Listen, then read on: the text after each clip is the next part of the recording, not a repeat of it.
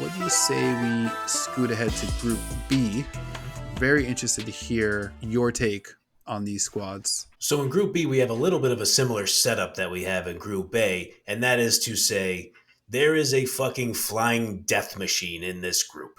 And that flying death machine goes by the name of Lyon. In that first match, Lyon plays Slavia Praha, Tuesday, 3 p.m. Eastern, 12 Pacific, if you're into that kind of thing. A little bit about Lyon. Placed at the confluence of the Saône and Rhône rivers in France, they got a lot of good players themselves. So let's go. Let's start with the French players. They have Wendy Renard, Eugenie Leysommer, and Caridatu Diani. From Norway, they have Ada Hegerberg. From USA, they have Lindsay Horan. From Haiti, they have Melchi Dumornay. And from the Netherlands, they have Daniela van de Donk. I was watching the Beckham documentary with my wife, and she makes sure to keep me on task so I don't give her too many takes. Obviously, she's not interested in all my sports takes. But in the part of the doc where Beckham goes to Madrid, and they're like, and Madrid already has Ronaldo, Roberto Carlos, Luis Figo, and Zinedine Zidane, she just kind of looks at me. She goes, "Can you quickly put that into context for me?" And I was like, they had the two best players from Brazil, the best player from France, and the best player from Portugal. She was like, "All right, enough. Thank you. Explained. Press play." And that's how I kind of look at like teams like Lyon and Barcelona. Is it's just like, okay, we're just going to pluck the best players from like the best footballing countries, and that's our squad. In Division 1 Feminine, the French league, Lyon sits at a robust 6-0-0, never lost, as we like to say, with a plus 24 goal differential. This is my favorite part of this. So Paris FC, who we will talk about in our Group D preview, is second in the French league. They sit at 5-0-1. Well, they just played Lyon, and that's where their one loss came from, in a match where Lyon beat them 6-1. Here is the terrifying part about Lyon. Paris FC didn't even play that poorly. Possession was 50-50 in the match. It was just every chance Lyon had, they were burying it. Whenever anybody gets a chance, if you haven't seen it, Eugenie Leysommer scores a goal that requires such a level of comedic talent almost, where she basically has her back to the goal, plays the ball over her shoulder and turns around and one-times it into the top of the net. It's just an absolutely ridiculous play, and it happened in the second minute of the match. And then just like in the research of this, I was like, oh yeah, great, perfect. I get to see Lyon play Paris FC. And that's what happens in the first 120 seconds. I was like, okay, I guess that's what we're doing here. Lyon has won the Women's Champions League 8 times in the past 10 or so years.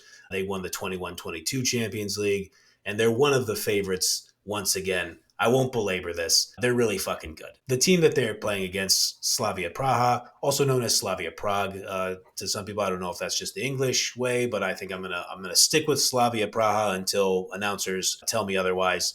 In their Czech league, they're sitting at 9-0-0 themselves. They're big LeVar Ball fans too, apparently. Never lost. So they have Marjolin Nekesa, a Kenyan national who led the team with 3 goals during Champions League qualifying. She had 14 goals in 14 games when Slavia Prague won the league last season to get themselves into the qualifying for this tournament. Their second leading scorer from their championship campaign was Teresa Sheviechkova, who knocked in 13 goals. But she's more than just like a scorer. She has a good size and strength. She plays like a little bit of a kind of a physical style as a forward, and she can just swing passes into the middle with her left foot. And let me just say, as a guy who lives in Seattle, who's looking at the OL Reign, who thinks perhaps we might need a left wing upon Megan Rapinoe's retirement, Sheviechkova, I think, would be an interesting player to look at. And I got to shout out these two players before we move on. Midfielder, Haley K. Stackpole. She was developed in the North Carolina Courage Academy before she played at Ole Miss down south, where she was second team All-SEC in her senior year. And she was third in the country with 16 assists in her senior season. So I think it's pretty badass to go from living in Mississippi to living in Prague. And of course, last player I'll shout out, because you know your boy was going to find an Ohio connection in all of this, Molly McLaughlin, midfielder, is a Xavier grad, a 2-time Xavier grad. I believe she has her MBA from Xavier. And so they're over there holding it down, U.S. players in Prague. Good head on her shoulders. Damn right. Yeah, it's a good school. She obviously is a smart player. So I think it's going to be tough sledding for Slavia Praha. I won't lie. But you know what? I mentioned Shevyeskiva's kind of physical play as a forward. They're going to need to bring a lot of that. I wish them the best against Wendy Renard. Fair. I mean, I think their one sort of silver lining is the group does feel pretty open, right? I mean, I think For sure. we all know what time it is, with Lyon and like just kind of how stacked they are and their track record in big games and big tournaments. Yep. But that second spot, I think, pretty much up for grabs. This one's going down Tuesday, 3 p.m. What are you expecting in the next Group B matchup? Yes. So Brann from the Norwegian League, which we know, like basically that Norway has a great women's footballing pedigree. Mm-hmm. Not so bad on the men's side. Also, your man Odegaard, right? He's Norwegian, if I recall Yeah, correctly. yeah. And so Um, it's you've got a Norwegian. I think, yeah. We got this young kid. He looks like he's gonna be all right. I think. So yeah, we have Braun versus St. Pölten, 12:45 Eastern, 9:45 Pacific on Tuesday. Interesting kind of place in the schedule for these two teams too. Braun is currently sitting fourth in the table in the Norwegian league, but they're 11 points clear of fifth, and they're 8 points behind third, with two Hmm. matches remaining. So the reason I bring that up, I think that's kind of interesting placement is who gives a shit about the league at that Yep. point? Like we're laser focused on the Champions League. You might recognize their number one keeper, Aurora Mikkelsen. She played for the Norwegian national team. You might not likely recognize Merit Bratberg Lund. She only appeared in the World Cup for 3 minutes, but she has scored 10 goals and notched six Oof. assists in the Norwegian league, which is referred to as the top Syrian. And she was an integral part in the squad's previous two finishes at the top of the table, where she put together a couple good seasons. So she's clearly an important player for them. This squad also has Andrine Hegerberg, who has 9 assists in league play this year. And you may have guessed it, but she is the older sister of Ada Hegerberg, who is the all-time leading scorer in the Champions League.